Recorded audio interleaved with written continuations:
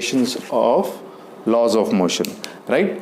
हम एप्लीकेशन या एग्जांपल्स लेते हैं कुछ लॉज ऑफ मोशन के लिए। हम सबसे पहले ले रहे हैं second law, right. Second law के कुछ एग्जांपल ले रहे हैं।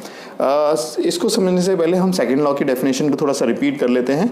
वो क्या कहते हैं as per the second law कि force, the rate of change of momentum is directly depend on the applied force and the change is in the direction of the applied force. तो हमने इसकी जो डेरिवेशन की थी उसके according हमने mv upon minus mu upon t ये value ली थी, जहाँ पे हमारा फाइनल मोमेंटम mv था और इनिशियल मोमेंटम mu था, राइट। और टाइम इंटरवल पे वो डिपेंड कर रहा था, इसी के अकॉर्डिंग हमने इसको प्रूव किया था।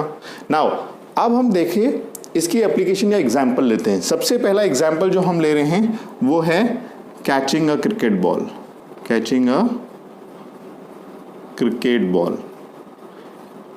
आप में से काफ़ी बच्चे क्रिकेट खेलते होंगे, आपने देखा होगा कि वाइल कैचिंग अ बॉल हमेशा फील्डर जो क्या है अपने हाथ को ऊपर से नीचे की तरफ लाता है, राइट। कभी भी कोई फील्डर आगे की तरफ नहीं ले जाता या वहीं पे स्टॉप नहीं करता। रीज़न क्या है इसका? सपोज कीजिए अगर आप बॉल को, ये आपकी बॉल है, बॉल का मोमेंटम काफ़ी तेज़ है, बढ़ता हुआ है, आपकी तरफ आ रहा है और आप उसको यहीं पे स्टॉप कर देते हैं, हाथ को आगे बढ़ा के यहीं पे स्टॉप कर देते हैं, तो आपने क्या किया? टाइम इंटरवल कम कर दिया। जब टाइम इंटरवल कम किया आपने इस मोमेंटम को रोकने के लिए, तो आपका फोर्स बढ़ गया, बिकॉज इन्वर्सली प्रोपोर्शनल होता है टाइम के।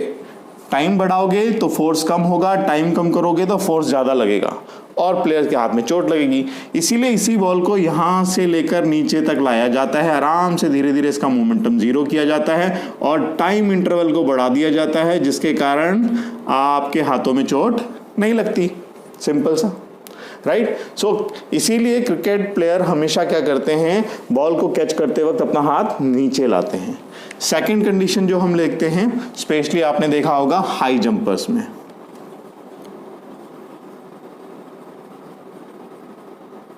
जो हाई जंपर्स होते हैं, एथलीट्स होते हैं, आपने देखा होगा कि नॉर्मली क्या होता है, उनके अगर सपोज कीजिए कोई हिप ऑफ सैंड ना रखी गई हो या कुशन ना रखा गया हो, यहाँ से कोई हाई जंपर सपोज कूद रहा है, कूदते वक्त वो यहाँ से जंप करता हुआ आएगा। सपोज उसने यहाँ से जंप करी, राइट। अब जैसे ही वो ज़मीन पे टकराएगा तो उसका मोमेंटम एकदम with a very short interval of time zero हो जाएगा और इसके हाथ पे या पैर पे चोट लगेगी, राइट। अगर यही चीज़ हम हटा के सोचे कि यहाँ पे अगर हिप ऑफ सैंड होता, suppose this is a hip of sand, अब ये बंदा यहाँ पे कूदता तो कूदते वक्त क्या होता कि ये हिप ऑफ सैंड थोड़ा सा इस तरह से डिफॉर्म हो जाता और ये बंदा यहाँ पे लैंड कर जाता इसके ऊपर, राइट। अब हमने क्या किया? यही चीज़ को टाइम ऑफ ड्यूरेशन बढ़ा दिया हमने, ग्राउंड तक पहुँचते पहुँचते इसका टाइम ऑफ ड्यूरेशन बढ़ा दिया, जिससे मोमेंटम धीरे धीरे जीरो होगा, इंस्टेंटली नहीं होगा, जिसके कारण इस बंदे को चोट नहीं लगेगी। तो ये हमारी सेकंड कंडीशन होगी। थर्ड कंडीशन हमारी जो आती है वो आती है कार सीट बेल्ट से रिलेटेड, राइट। आपने देखा होगा सब कार्स में सेफ्टी प्रोफाइल के लिए सीट बेल्ट्स यूज़ की जाती हैं। अब सपोज कीजिए यहाँ पे एक कार रखी गई है, इस कार में एक बंदा बैठा हुआ है, उस बंदे का सीट बेल्ट नहीं लगा, सपोज क्या नहीं लगी हुई है? सीट बेल्ट नहीं लगी हुई है। अब क्या होता है, जब ये बंदा इस कार के साथ कहीं पे टकराएगा तो इसकी स्टीयरिंग से सर भिड़ेगा या डैशबोर्ड से सर भिड़ेगा। जब वो सर भिड़ेगा तो वो इमीडिएट एक्शन होगा और शॉर्ट इंटरवल ऑफ टाइम में क्या होगा? मोमेंटम हमारा जीरो हो जाएगा और इसको फोर्स बहुत जोर से लगेगा और इसको चोट लगेगी और ये हर्ट करेगा।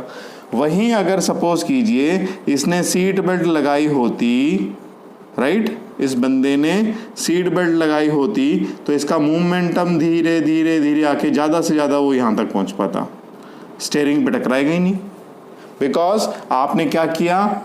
टाइम ड्यूरेशन बढ़ा दिया। So you increase the time duration, right, time duration to reduce momentum to 0, right, और उस बंदे को चोट नहीं लगेगी।